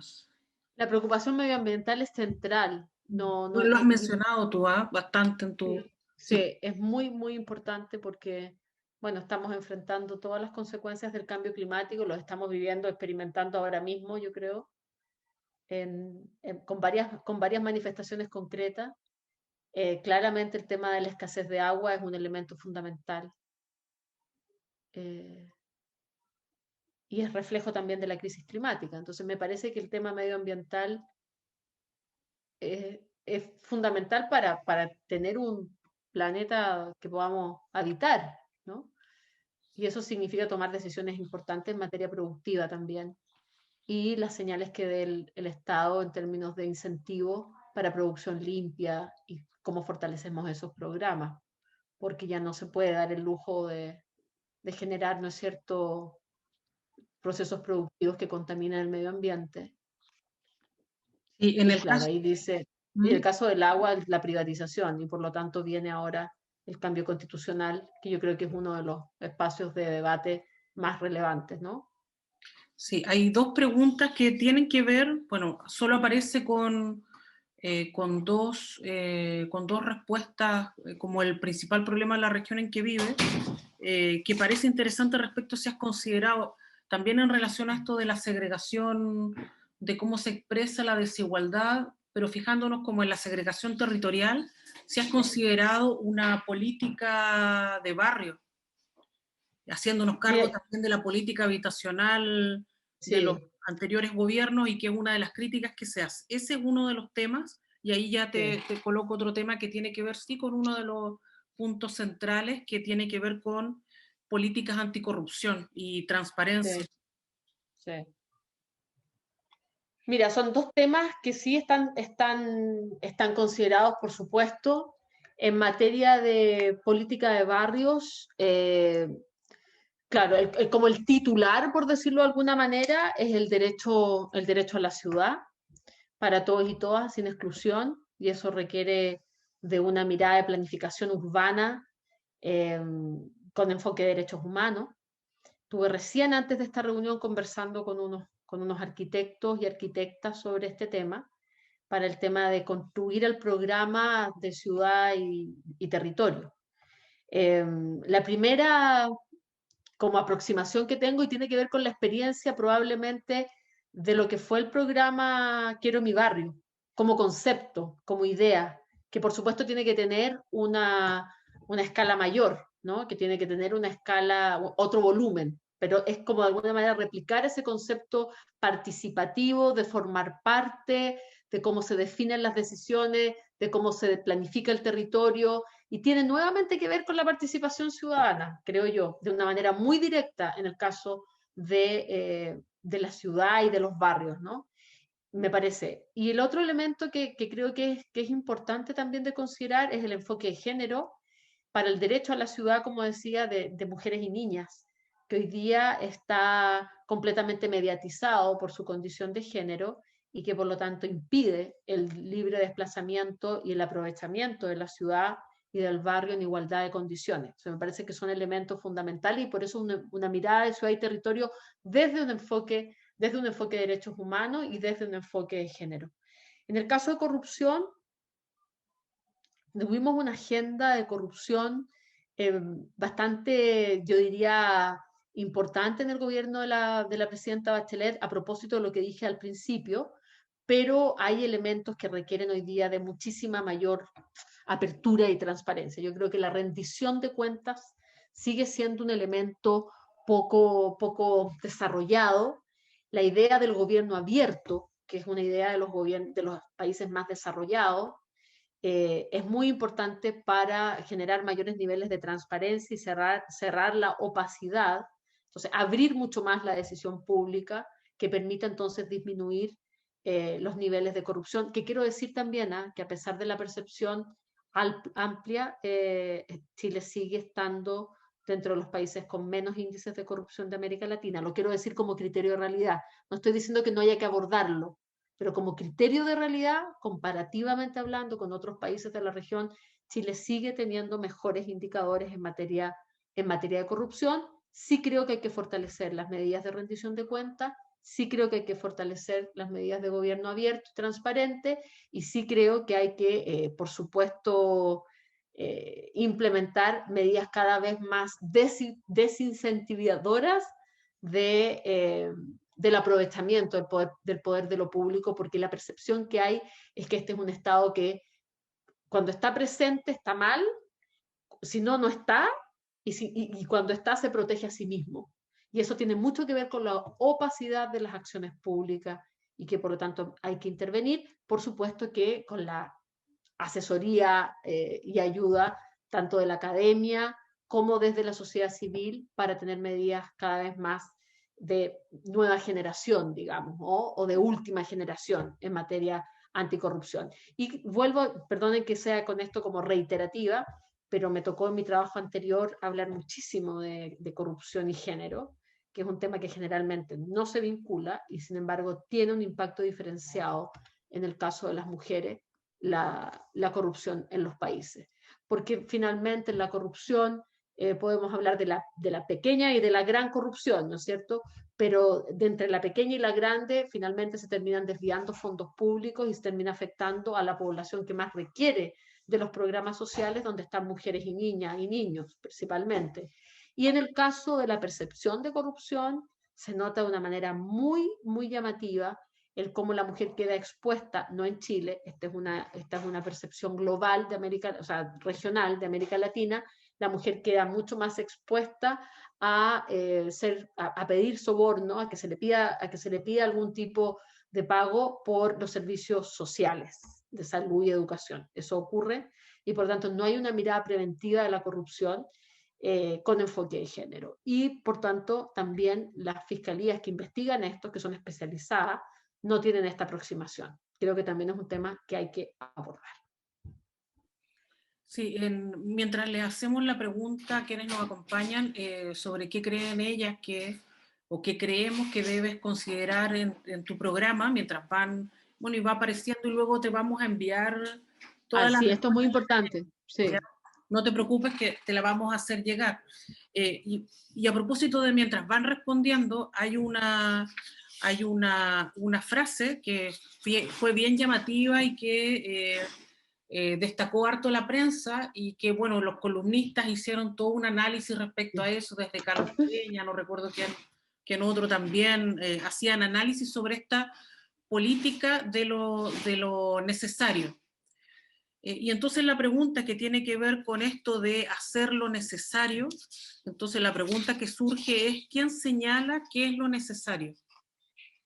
Así es. Excelente. Excelente pregunta, Javiera, porque además, más allá de la disquisición académica o de historia universal que hacen los columnistas, que me parece importante, pero la verdad es que a veces es mucho más de sencilla y mucho más de sentido común. Pero haciéndonos cargo de estructuras sociales tan desiguales como la chilena, es bastante evidente que quien ha establecido lo posible ha sido quien ha estado o quien ostenta el poder para establecer lo posible. La Constitución del 80 lo deja súper claro, ¿no es cierto? Y por lo tanto, cuando decimos que tenemos que pasar de ese enfoque a un enfoque de poner en el centro lo necesario para que la política se haga cargo de lo necesario, y estoy hablando de construir un gobierno de abajo hacia arriba, y estoy hablando de que tenemos que construir esto participativamente, entonces la definición de lo necesario está puesto en lo que las personas, la gente, establece como necesario. Pero ahí hay que abrirse a las distintas realidades, a esta diversidad de la que hablamos. Porque a veces uno da por sentado de que lo que yo creo que es necesario es lo necesario. Y por eso es que es tan interesante el proceso participativo, deliberativo del pueblo para establecer esa priorización de necesidades. Pero creo que tiene que ser, por supuesto, en función de lo que la ciudadanía establece como tal. Y yo creo que el estallido social, ustedes mismas aquí en estas rápidas preguntas, van estableciendo prioridades de qué es lo necesario. Los cómo se afinan técnicamente, por supuesto, etcétera.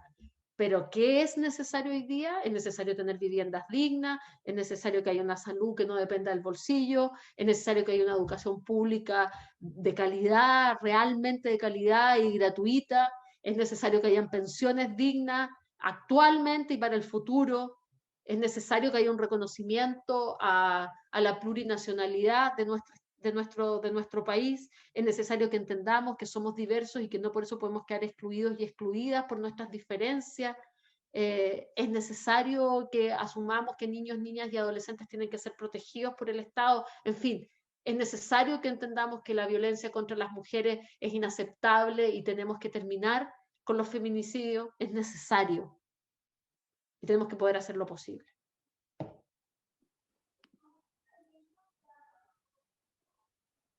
¿Cómo piensas en que sea construido el programa? Ya tienes una idea de, bueno, y aquí... Invitándolas a ustedes con sus metodologías, por lo que veo. Ya, por lo Las tanto, voy a claro. invitar. ¿Ah? No, porque de verdad creo que tenemos que aprovechar las metodologías que existen hoy día. Yo sé que estamos en pandemia, es difícil y hay una brecha digital grande, pero me parece súper importante que lo podamos hacer participativamente. Por eso creo que debe ser construido así. Como dicen ellos, ¿ves? Con amplia participación ciudadana vía online, ¿viste? Claro. Siguen contestando y probablemente y uno nota, Claro. digamos, en la convocatoria de muchas ganas de participar, pero participar con incidencia. Por eso, claro, en este ejercicio que estamos haciendo, no te preocupes que te va a llegar todas las respuestas que hemos ido completando, porque es necesario, digamos, nutrirte de alguna manera de cuál es el sentir, cuál es la visión también. Y entonces le preguntamos a quienes nos acompañan si estaría disponible para participar online en la elaboración del programa de Paula. Bueno, esto nos sirve igual, digamos, y se lo vamos a hacer llegar a ustedes, pero es interesante saber si esa percepción que uno tiene respecto a este interés que tiene la gente de participar, pero participar con incidencia efectivamente se hace. Es interesante que haya gente que quiera hacerse parte, digamos, en esta construcción que, como tú dices y que le has dado harto énfasis en las distintas entrevistas, tiene que ser de abajo hacia arriba, horizontal, que tiene que ver mucho también con el feminismo, la horizontalidad. Así es. Vamos ahí, entonces ahí vamos a... Y aquí entramos en darle un par de preguntas, porque ¿qué desean? Bueno, ahí hay un error tipográfico, lo siento. Si es que hay un par de preguntas, porque yo sé que, bueno, Paula lo ha dicho, se ha reunido no sé con cuántas personas, con cuántos ha hablado, la vemos en prensa, por lo tanto, probablemente tiene una agenda posterior a esta reunión, entonces vamos a pedir que si tenemos un par de preguntas que puedan colocar en el chat, o bien si hay alguien que... Patricia Sau pregunta sobre la transparencia, participación ciudadana, rendición de cuentas. Vamos a ver si... Ahí está Andrea que levantó la mano, la veo de aquí. Ah, perfecto. Si puede activar su micrófono. Andrea y Patricia. Y aquí tenemos Nancy Alarcón también. Entonces, si pudieran, vamos con Andrea. A ver, Andrea Macías, ¿puede ser? A Mónica, mira, va manejando. Aquí, Mónica creo que va manejando. Andrea Macías. No lo puedo decir. ¿Ahí está? Sí. Andrea. Ahí. Sí, ahí te escuchamos. Decía que el anfitrión no me lo permitía. Hola, muy buenas tardes, compañeras. Un gusto saludarlas. Compañera Paula, muy contenta. Mi nombre es Andrea Macías Palma. Soy candidata a gobernadora regional en la región de Aysén por el Partido Socialista. La única mujer de nuestro partido también, de todos los candidatos que llevamos. Bueno, quisiera hacer muchas consultas y todo, pero creo que entiendo los tiempos. Quiero señalar, compañera, que desde la región se ha activado, desde el partido también y desde el mundo independiente. Hoy día contamos con hartas mujeres independientes en este encuentro y estamos todas comprometidas en esta candidatura. La región de Aysén es una región muy álgida en ciertas cosas. Tenemos muchas dificultades y una de las preguntas, de hecho, quisiera un poco que si se puede referir, compañera, a cuál es la visión que tiene respecto del agua. Nosotros tenemos acá en la región temas que somos la principal reserva de agua dulce y la segunda más grande del planeta. Y eso sin duda a nosotros en la región nos significa, tiene un costo bastante importante. La adquisición de terrenos por parte de grandes propietarios, hay provincias hoy día en la comuna de O'Higgins, ya el 36% le pertenece al vecino Andrónico Luxic, quien además hoy día vive en Villa O'Higgins, y tenemos grandes hordas de de israelitas que visitan la Patagonia haciendo mediciones, entonces hay un tema con el agua, compañera, que para nosotros en esta región es absolutamente relevante y es un tema país además. Así es. Nosotros pudiésemos efectivamente generar todas las condiciones para ser un territorio que pueda contar con mayores niveles de desarrollo. Sin embargo, hoy día teniendo toda esta agua, somos la región que paga la luz más cara del país, porque somos un sistema mediano y no un sistema interconectado, y la legislación, por lo tanto, permite que exista el monopolio donde la misma empresa genera, distribuye, ¿cierto?, transmite, hace todo. Conocer un poco cuál es su visión respecto a esas temáticas. Y reiterar, compañera, que desde esta región vamos a asumir el gobierno regional, nos va a ir bien, vamos a ganar. Aysén va a ser construida de aquí en adelante en un modelo de desarrollo con un tinte socialista. Estamos todas dispuestas, hemos elaborado un programa que pusimos a disposición de nuestra región, que precisamente va en la línea de todo lo que aquí se ha planteado, pero a nivel más micro, obviamente, comprendiendo nuestro territorio.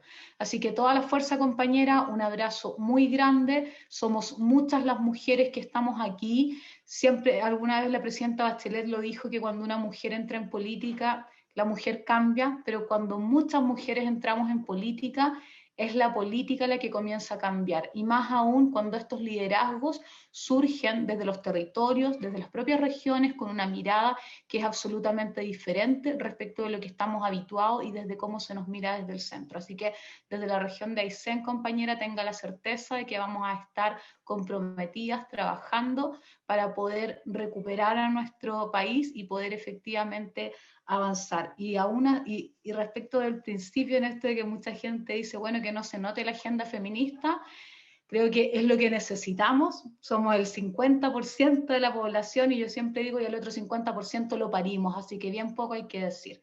Eso, compañera, muchas gracias. ¿Quieren que conteste al tiro o esperamos todas las preguntas mejor? Esperemos todas las preguntas. Vamos a dar Ya. paso, y les pediría que por favor seamos bien sintéticos. Para hacer las consultas vamos a tener que dar respuesta a quienes levantaron la mano. Vamos a bajar la mano de aquí, de Andrea. Flor Domínguez, había levantado la mano, voy a solicitar que reactive su audio para poder hacer la pregunta. Igual lo mismo después había pedido la palabra Edith. Y con eso ya vamos terminando.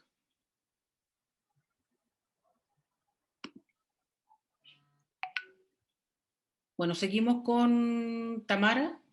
¿Aló? ¿Aló? Sí, Flor. ¿Aló? Sí, adelante. Hola, hola, compañeras. Tengan todas muy buenas tardes. Compañera Paula, un gusto de estar acá acompañándote en este conversatorio de mujeres del sur de Chile. Para mí era muy importante tener esta posibilidad, a lo mejor tan breve, ¿cierto?, de encontrarnos por acá. Contarte que soy de la comuna de Ercilla, región de la Araucanía.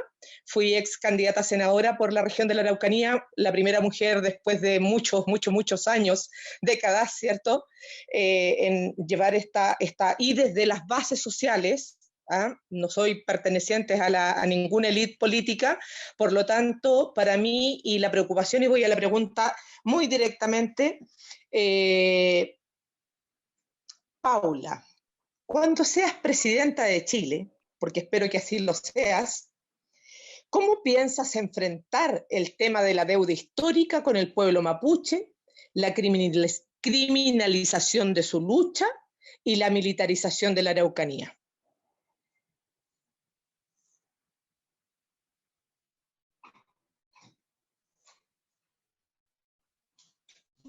Seguimos entonces acuérdense que vamos a hacer... ¿Se escuchó? Sí, se escuchó perfectamente. Teníamos Edith. Edith.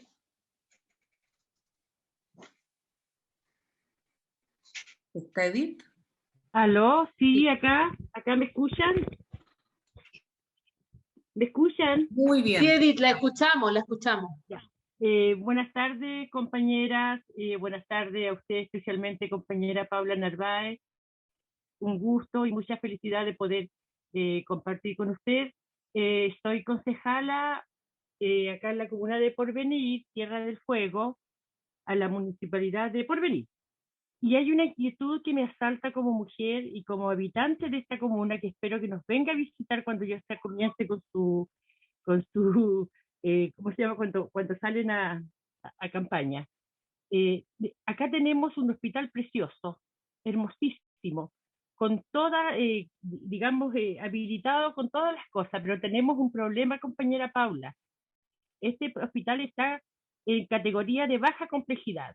Entonces me gustaría si usted pudiera impulsar, cambiar un artículo que hay en el Ministerio de Salud, en que se nos tome como una isla, tal y como pasa en Rapa Nui, y nos den la categoría de mediana complejidad. Yo creo que eso sería muy importante que quedara en la Carta Magna, compañera. Esa es mi inquietud. Así que, bueno, eso era, entre otras cosas que le vamos a pedir cuando venga para acá y se encuentre con nuestro colectivo de acá de Porvenir. Eso le quería decir. Bueno, un gusto que me hayan recibido.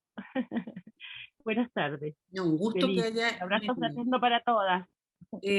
Bueno, Paula, tengo entendido que tiene una actividad en 3 minutos más, por lo tanto Sí. le vamos a dar la palabra. Lamentablemente yo creo que esta no va a ser la última ocasión, ¿no, Paula? Así que te dejo para que puedas hacer un cierre y nosotros después vamos a dejar los datos de contacto por si alguien quiere unirse a nuestro grupo. Adelante, Paula, por favor.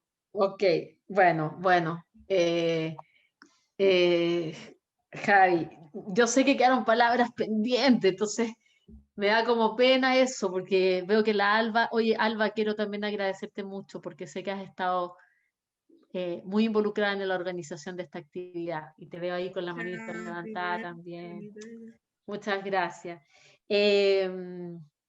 A ver, Andrea, con respecto al tema del agua, yo creo que si hay algo que hoy día se ha tomado la agenda de manera, me parece muy legítima, es la necesidad de que podamos, ¿no es cierto?, definir el agua como un bien nacional de uso público. Hubo una votación hace un tiempo, ¿no es cierto?, para poder lograr esto. Hay una reforma que lleva muchos años en el Congreso y que significa una reforma constitucional. Y aquí es donde está claramente establecido cómo la Constitución actual, por unos quórum que establece, ¿no es cierto?, supramayoritario, impiden esas transformaciones, impiden esos cambios.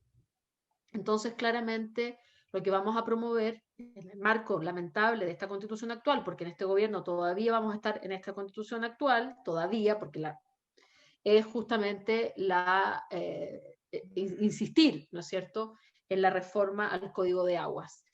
Y por otra parte, creo que se abre una oportunidad en la nueva Constitución. Yo creo que hoy día hay un consenso bastante amplio, va a depender de cómo estén representados los poderes al interior de la nueva Constitución, y por eso es tan importante que les vaya muy bien a las candidatas y candidatos de la Convención Constitucional del progresismo, para que se puedan hacer justamente estas modificaciones y quede consagrado en la Constitución como un bien nacional de uso público y no como está siendo hoy día administrado, ¿no es cierto?, por privados, y que impide el acceso para actividades tan básicas, como decía una compañera ahí que lo escuché, para que una persona pueda, no sé, hacer uso del baño de una manera digna. Y hoy día, justamente por no tener agua, no lo puede hacer. Eso es lo que está pasando hoy. Los quórum establecidos en la Constitución han impedido una modificación en este sentido, y así lo entiendo, Andrea, y por lo tanto la promoción será aquella. Luego, a Flor, bueno, yo me referí, Flor, en parte de mi exposición o conversatorio a la situación de la Araucanía. Vuelvo a insistir en que hay unos puntos que aquí los tengo anotados de la agenda indígena establecida justamente por los pueblos originarios, y que están bastante claros y que son los que tenemos que promover, dentro de los cuales, por supuesto, está la plurinacionalidad, están los derechos políticos, donde está la autodeterminación de los pueblos, donde está la autonomía territorial, donde por lo tanto de eso se derivan los derechos territoriales, y los derechos a la identidad y el derecho a la lengua, ¿no es cierto? Estas son parte de la agenda de los pueblos originarios y tiene que ver justamente con reivindicar esa agenda, y en lo que se refiere a la situación de la Araucanía y a la causa mapuche, que entiendo cómo hay que establecerlo, es muy, muy importante que volvamos, como dije yo, a la política, al diálogo y a no a la militarización, ni a que se establezca ahí un estado policial directamente o militar en el caso de la Araucanía. Con respecto al tema de Porvenir y Tierra del Fuego, me queda muy claro, es algo que por supuesto tengo que estudiar, querida Edith, a propósito del tema del nivel de complejidad del hospital de Porvenir, hacer por supuesto las consultas al sector, y por supuesto es algo que se tiene que discutir, porque tiene todo sentido, de acuerdo a como usted lo señala, aumentar el grado de complejidad, entiendo, para la capacidad de resolución de ese recinto hospitalario. Así Bien. es que... ¿Me escucharon, mami? Linda. Así que claramente vamos a hacer esas consultas para que veamos la factibilidad técnica de aquello, por supuesto que sí. Ahí estoy, creo que contesté las preguntas que me hicieron, ¿no? En tiempo récord, además, sí que te agradecemos. Yo creo que merece un aplauso, ¿no? Yo las aplaudo a ustedes, queridas. Yo les agradezco mucho, espero que haya más diálogos como este. Muchas gracias, Javiera, Mercedes, Alba y a todas las que lo hicieron posible. Quiero mencionar también cosas que me han dicho acá que son importantes, que no tratando de estar súper atenta, mencionar a los jóvenes que hoy día están, el joven de Puerto Montt, Felipe Santana, condenado ya por las manifestaciones sociales, entiendo a 7 años, ¿no? Sí. Y Darío Chacón de Ancud. Quiero mencionar sus nombres porque son personas, así como Francisco Martínez, son personas, no son números ni estadísticas, son personas. Y también mencionar, que entiendo que está con nosotros acá también, Nancy Silva de la NEC de los Ríos, me menciona que está o estuvo, y le mando un abrazo muy, muy cariñoso. Cualquier cosa que ustedes quieran profundizar, Francisco Bascur creo que me acompaña, por favor dejar ahí también un correo electrónico. Me avisa acá mi querida Lía, compañera Lía González, que está nuestra emblemática Fanny Poyarolo, maravillosa mujer, conectada hasta ahora. También un beso grande a Fanny, que siempre está en los diálogos aportando con su tremendo, digamos, conocimiento, con su trayectoria, con su propia lucha por la promoción de los derechos humanos. Muchas gracias, Fanny, por acompañar.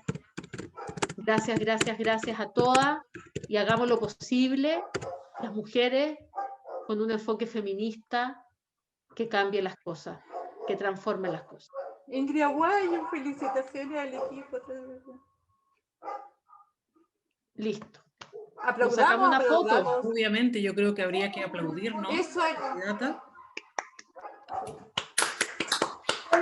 Pongan sus cámaras para que veamos sus caras y podamos sacar. Los micrófonos están cerrados. Por favor, pongan sus caritas. Alba, pero ¿cómo salgo de acá de esta pantalla? Es que te tiene que sacar la... Sí, Lía, no sé, Lía, bueno, Paula se va a retirar, ya hizo su, pero no va a ser la última ocasión. Yo sé que tengo que pedir hartas disculpas porque quedaron manos alzadas, pero en esta ocasión uno tiene que, lamentablemente, bueno, eso es interesante porque eso significa que hay interés. Hay ganas de estar con Paula, hay ganas de preguntarles, hay ganas de participar en su campaña. Así que, Lía, tú habías pedido la palabra, yo sé que Paula se tiene que retirar, pero que esta no va a ser la última ocasión que la vamos a tener. Y no todas las actividades tiene que estar ella, digamos, tenemos que empezar a hacer cosas entre nosotras, digamos. Lía, por favor. Bien. ¿La Javiera te está leyendo? Parece que hay que abrir los micrófonos, Javi. Ahí le acabo de solicitar que reactive el audio. Javi, ¿puedes sacar la presentación y dejar que pongamos las caras de todas para sacar fotografía? Súper, sería súper bueno eso. Cariños al compañero Lindor, Valeria, Alba, Mercedes. Gracias. Y a la mamá. Está conectada mi mamá con la Valeria. Ah, Oye, ¿a dónde? Oye, esperen un poquito. Yo quisiera dar, antes que se vaya la Paula, que Fanny quería saludarte brevemente. Fanny, ¿dónde estás por ahí? Fanny Pollarolo. Fanny, querida. Ahí está, corazón, tu micrófono, Fanny. Tu micrófono, Fanny. Y yo hablo después cuando se vaya la Paula. ¿Les tinca, chicas? Y está la Marigen también, de Ahí está. Carolina. acabo de Hola, darle Fanny. Ahí está la Fanny. Ya, Hola, Fanny. hola, no. Paula, no, maravillosa. Anda, estás cansada, tienes otra actividad. Ya vamos a, ya vamos a poder conversar. Tú has planteado, solamente mantente siempre así, ¿no? En que el sentimiento, los valores, Paula. Sí, aquí estoy. Te escucho, Sí, te Paula, escucho, querida Paula. Fanny. Te Siempre, escucho. siempre así. Los valores, Paula, esa escucha, esa ética que la muestras en tu lenguaje, en tu actitud, pero una escucha que sabe que tiene que darle respuesta y en una escucha en que tú los recoges, los haces valer. Eso es la única posibilidad que nos reconectemos con los que desconfían, con los que ya no creen, con los que tienen enojo. Tenemos que reconectarnos desde nuestro entusiasmo, desde nuestra convicción, que tú estás recogiendo y realmente lo puedes hacer. Algo difícil, son cambios muy profundos, pero tú lo puedes hacer, porque, y te vamos a acompañar con entusiasmo, no solo con acciones, sino con entusiasmo, con ganas, con convicción de que esto es muy importante. Se tenía que ir, pero ahí está todo. Estamos definiendo un futuro largo, ¿no? Y en eso, Paula, no te pierdas en tu tono, en tu lenguaje, en esa escucha. Y busquemos llegar a los que no creen, llegar a los escépticos, llegar a los enojados. Solamente te iba a preguntar por la juventud, pero lo podemos hablar en otra oportunidad. También por la infancia. También por los narcotraficantes, que es un tremendo problema, ¿no? Son muchos los temas. Pero esta base tuya, estos elementos fundamentales que hacen el corazón de la campaña. La Fanny Piero, le parece. ¿Ah? Sí, Fanny. Muchas gracias, Sí. Paula, una maravilla tenerte, es una oportunidad tremenda, tremenda. Gracias a ti, corazón, gracias a ti. Un besito, Fanny, muy grande. Otro besito para la Olga Barrio, que está ahí, la veo en mi corazón. Besitos a todas y gracias por todas las abrazo con todo mi cariño, con todo mi cariño. Mi entusiasmo y mi ganas. Hoy día en la mañana lo dije en el Ñuble y aunque suene un poquito trillado, pero lo voy a volver a decir hoy día, lo dije en la mañana con mucha emoción y lo digo ahora. Yo de verdad que vengo a ofrecer mi corazón. De verdad. Exactamente. Eso es. Chao. Chao, Paula, que estés muy bien. Gracias. Lía, todo tuyo el micrófono. ¿Dónde estás? Por ahí está. No. ¿Qué pasó? En el micrófono voy a ver. Pero ayúdame entonces a limpiar, pues. Ordenemos. No quiero.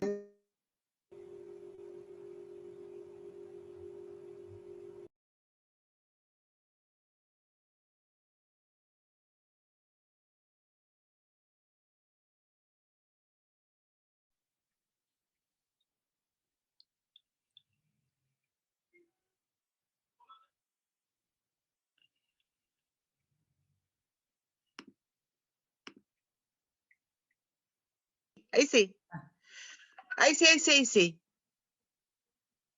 Hoy alguien está compartiendo pantalla y por eso pasan estas cosas. Ya, brevemente, lo primero que quisiera decirles es que las felicito al grupo organizador. Ha sido un conversatorio, como dice mi padre, viejo profesor normalista, que merece un 7 con 3 tickets. De verdad, o sea, la metodología impecable, el ingreso de las compañeras ordenado, no hubo ninguna cosa fuera de tono, las preguntas, el trabajo metodológico increíble, la pertinencia de las preguntas súper. Entonces, de verdad que yo creo que esto nos va a proveer de un material buenísimo para poder hacer el trabajo que se nos viene ahora. Porque si bien es cierto, ya estamos todas en red, ahora tenemos que sumar a todas las personas que no están acá. Tal como decía la Fanny, nos toca ahora convencer a los que no están convencidos, porque las que estamos acá somos las que queremos esto, a las que Paula realmente convoca, ¿no es cierto? Entonces ahora, ¿cómo hacemos para que la desconfianza que reina en nuestra sociedad se traduzca en esperanza? Y eso nos toca a nosotros ayudar y colaborar a hacer que esos cambios vayan ocurriendo. Entonces, todos estos insumos en términos de contenido, transformarlos ahora en gráfica, en toda la creatividad que seamos capaces de tener, porque la pandemia no nos va a permitir hacer puerta a puerta, que es lo que sabíamos hacer nosotras. ¿Ah? No nos va a permitir hacer reuniones en cabildo y asamblea, que también aprendimos a participar de esos espacios después del estallido.